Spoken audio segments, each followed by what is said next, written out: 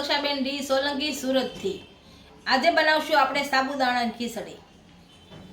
તો એની માટે લીધા છે સાબુદાણા 5 થી 6 કલાક પલાળ એટલે પલ્લી જાય। મેં રાતે પલાળ દીધા એટલે પલ્લી ગયા છે।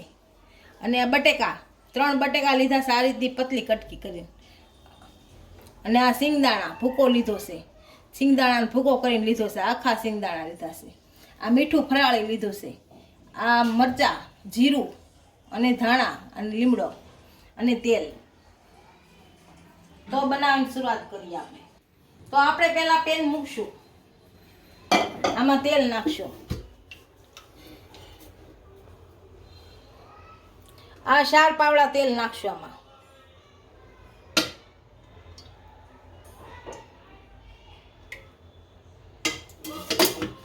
તો ગેસ ચાલુ કરશું આપણો।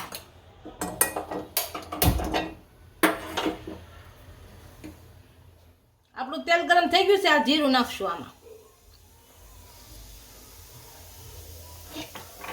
આ જીરું કકડી જાય એટલે મરચાં નાખશું।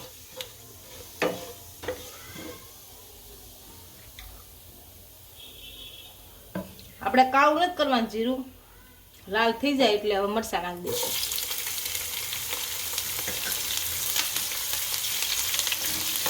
મરચાં ચડવી નાખશું સારા।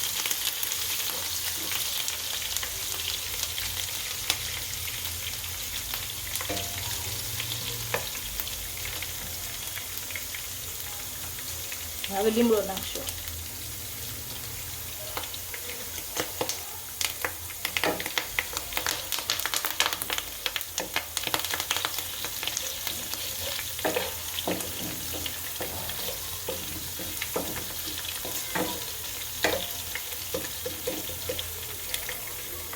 હવે સિંગદાણા નાખશો।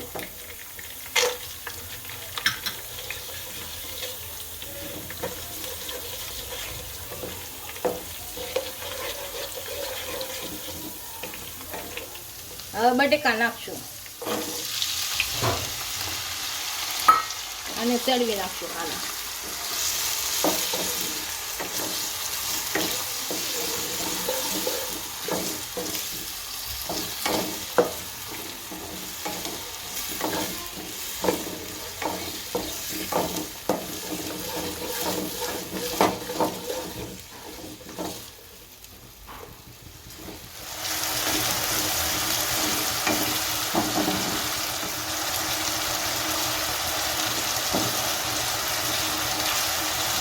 આપણા બટેકા સડી ગયા છે। હા, હવે આમાં સિંગદાણા નાખશું ભૂકો,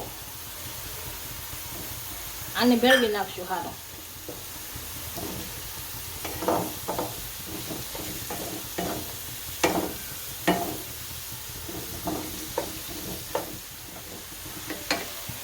આપણા સિંગદાણા ભૂકો સડી ગયો છે, હવે સાબુદાણા નાખશું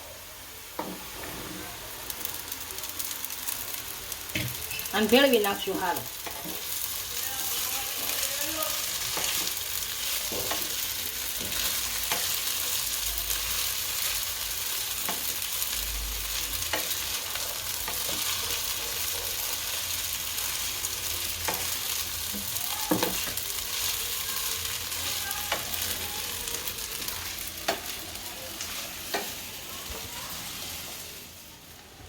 હવે આમાં આપણે મીઠું નાખશું, બટેકાનું ને સાબુદાણાના ભાગનો બેયનું નાખવાનું, નકર પછી થોડુંક નાખીએ તો ઓલું થાય।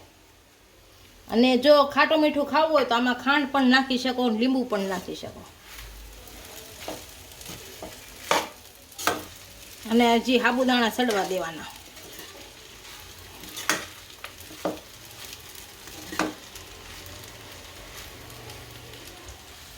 આપણી ખીચડી હવે તૈયાર થઈ ગઈ છે। ઉપરથી ધાણા નાખશું અને ભેળવી નાખશું।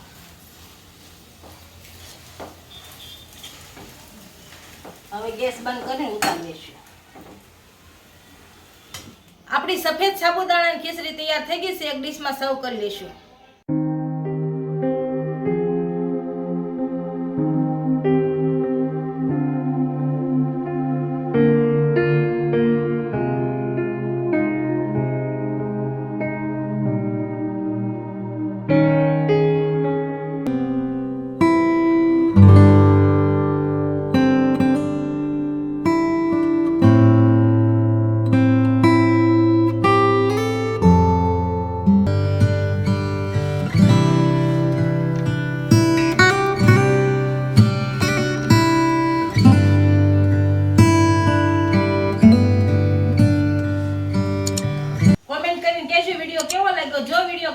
લાઈક શેર અને સબસ્ક્રાઇબ કરી દેજો. મળીએ નવા વિડીયો.